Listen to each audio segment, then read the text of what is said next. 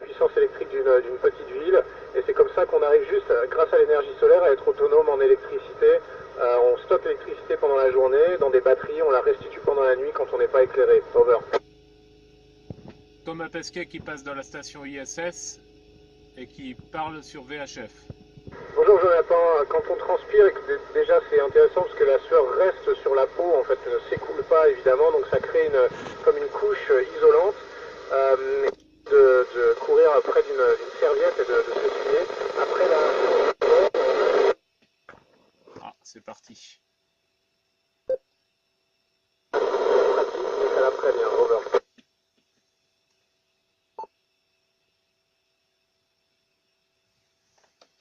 Bonjour Mathieu, avec plaisir, mais je ne sais pas si vous me voyez parce que j'ai pas la caméra à vidéo qui est réglée. Mais en même temps, c'est vrai que l'imposanteur, ça permet de faire des choses magiques, de faire flotter des bulles, de savon, des choses comme ça. Over.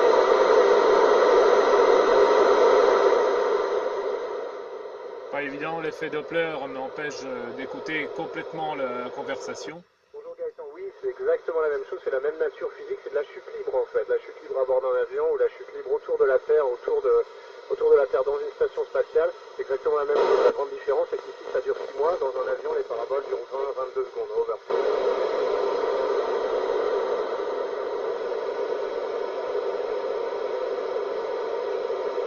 Bonjour Fabien, oui ça suffit, c'est vrai qu'on fait beaucoup de sport, on essaie d'être en forme notamment pour ça, mais tu sais le décollage c'est pas très méchant, on prend 2G, 2-3G horizontaux, le retour ça peut être un peu plus sportif, en rentrée en mode balistique on prend jusqu'à 9, 10, 11G parfois, donc on espère qu'on rentrera en mode normal. Over.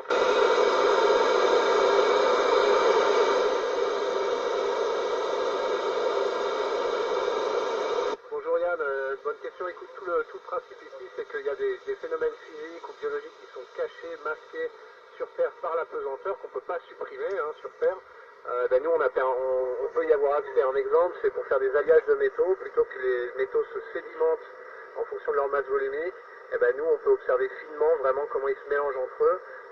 Pour la biologie, on peut créer des amas de cellules en 3 dimensions, c'est un peu similaire à ce qu'il y a dans le corps humain, plutôt que dans un laboratoire où tout se passe dans des boîtes de prêterie qui sont par définition plates. Donc c'est ça le genre d'avantage que la pesanteur nous procure. Over.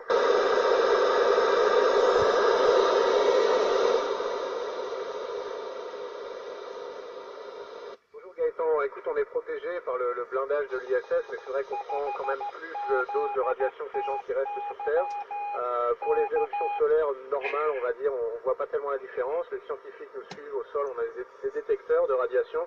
Pour les éruptions très très fortes, on irait se protéger dans les zones les plus protégées de la station, qui sont les endroits où on dort ou par exemple notre véhicule Soyuz. Over.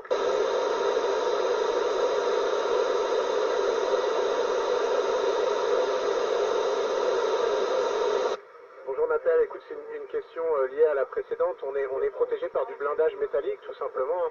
Mais tu sais, la meilleure protection contre les radiations, les rayonnements cosmiques, c'est l'eau. En fait, ce qu'il faudrait, c'est pouvoir avoir nos réserves d'eau dans les murs. Ça nous servira en même temps de stockage et de protection. Over.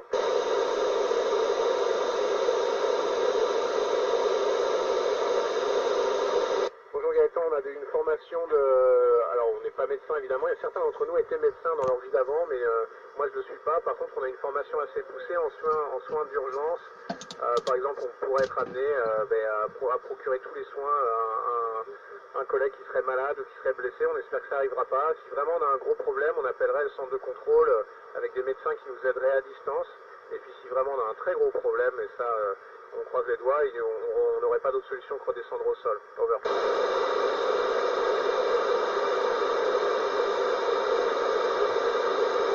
Gaëtan, écoute, on a des centrales inertielles, dans l'espace, ce dont on se sert le plus, c'est des senseurs infrarouges pour calculer notre inclinaison en fonction du rayonnement infrarouge de la Terre. On a aussi des Star Trackers qui vont nous permettre en fait, c'est un catalogue de constellations avec une caméra qui nous permet, en fonction de ce qu'elle a dans son champ de vision, de nous dire où on regarde. On a aussi des centrales inertielles laser.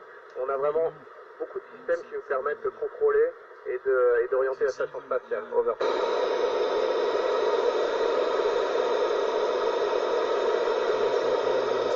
Bonjour Jonathan, écoute, les sensations sont phénoménales. C'est comme être ton propre vaisseau spatial et flotter dans le vide du cosmos. C'est aussi un peu comme de l'escalade en armure parce que tu sais, on reste toujours accroché à la station. Le scaphandre il est métallique, du moins dans certaines parties, il est très difficile à déplacer. Donc c'est à la fois une sensation de légèreté et de liberté infinie et une sensation, comme je te disais, d'escalade en armure. C'est pas la plus agréable du monde. Over.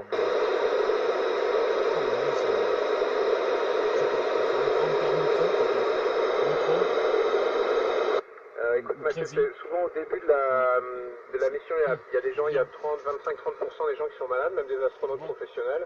La raison, c'est parce que le cerveau reçoit des signaux qui sont contradictoires. L'oreille interne nous dit, ben voilà, vous êtes à l'envers, alors que les yeux disent, non, non, non, pas du tout, on est à l'endroit. Donc c'est un peu comme le mal des transports. Heureusement, moi, j'ai eu la chance de ne pas être malade du tout, donc j'en ai profité dès le début. Over.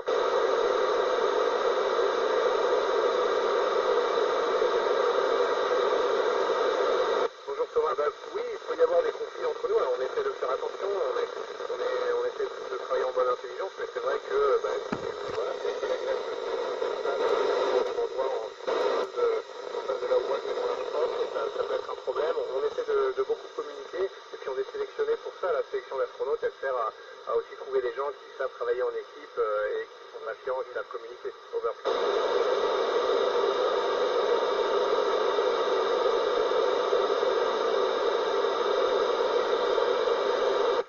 Oui, je le ferai avec plaisir. Pourquoi? Parce que les astronautes, moi j'aime bien croire qu'on est un peu explorateur moderne, on a envie d'aller là où personne n'est jamais allé, pas pour recevoir des médailles, mais parce que c'est important, parce que ça permet de répondre à des questions fondamentales, comment la vie apparaît, d'où venons-nous, où est-ce qu'on va, est-ce que la vie pourrait disparaître sur Terre si on ne fait pas attention? Tout ça on le saura quand on ira sur Mars. Over.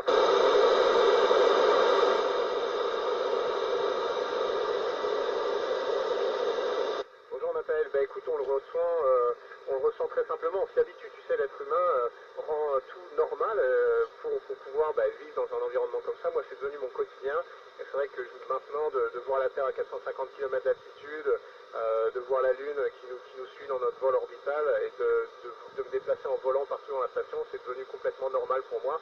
Il va falloir que je me réhabitue, au contraire, à vivre sur Terre quand je rentrerai au mois de juin.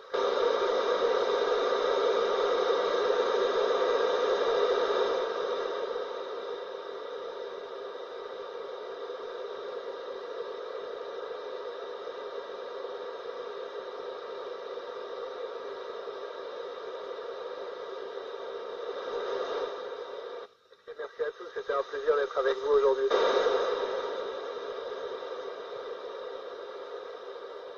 Je pense que ça va être la fin du passage.